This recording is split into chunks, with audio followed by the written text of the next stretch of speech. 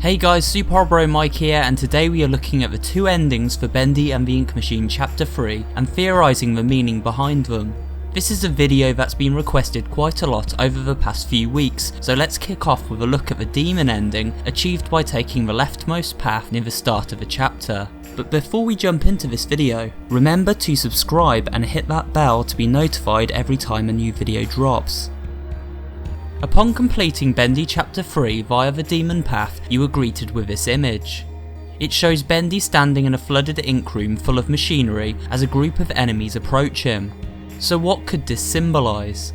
Well, first of all, the fact that we have both Searchers and Butcher Gang toys creeping towards Bendy suggests to me that the Ink Demon has a certain level of control over them. It could be that they simply follow him as their superior, however I personally feel it is likely Bendy has some kind of mind control over these minions. This would make sense if it turns out Bendy is in fact a reincarnation of creator Joey Drew, and it would also mean that if Henry can find a way to defeat Bendy for good, then perhaps it would vanquish the evil within the studios and by extension destroy all of Bendy's followers. This image also hints at the location for Chapter 4. From this image we can see lots of gears in the foreground, cables along the walls, and a flooded ink chamber. It is my theory that the ink machine itself is not simply the small machines found in Chapter 1 and 3, but rather it is built into the entire studio, and so Chapter 4 will be set further into the heart of this gigantic ink machine. From all the ink on display, it seems likely that Chapter 4 will have more flooded rooms than ever before, so areas such as Joey's office and level 14 that are covered in ink and restrict Henry's ability to run from danger may become the norm rather than the exception. This means that Chapter 4 could be much more challenging, as players will find it more difficult to escape Bendy. One final piece of information I noticed while studying this image was that when looking at Bendy himself, it appears his right hand is missing.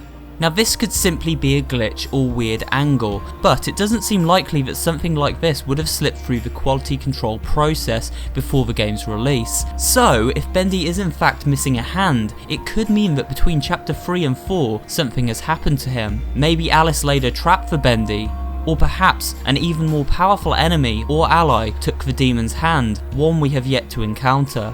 Either way, the mystery of Bendy's missing hand will likely go unsolved until the launch of Chapter 4. Now let's move on to the Path of the Angel ending, which presents the player with this image. It shows the shadow of Alice Angel standing over Boris, who was snatched away at the end of Chapter 3.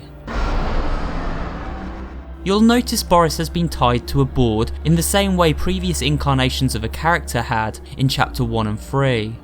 Although unlike those poor wolves, our Boris still has his heart, but probably not for long. If we look to the left of the operating table, we can see a syringe, which is the same syringe Alice gave Henry to collect thick ink for her during Chapter 3. This would suggest Alice has been harvesting special ink from these Borises before finally taking out their heart. I'm going to explore her motivations in an upcoming video, so for now we'll leave the purpose of this procedure for another day. Also notice the axe in the foreground, suggesting that this is Alice's weapon of choice, and perhaps the tool she uses to remove organs from her victims, which is pretty disgusting when you think about it. Beside the axe on the table is a heart. It looks like one of the hearts we collected for Alice from level 14 during Chapter 3. Finally, we can see that Boris appears to be suspended above a pool of ink.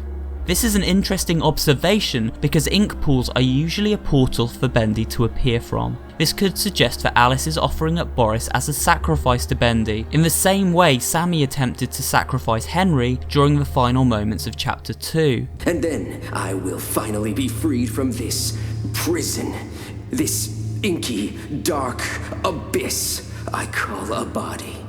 Maybe Alice is hoping for Bendy to set her free, or could this be a trap she has set for Bendy in an attempt to take him down? These are unfortunately questions that will only be answered with the arrival of Bendy and the Ink Machine Chapter 4, where it looks like we'll be on a mission to rescue Boris from Alice's evil grasp.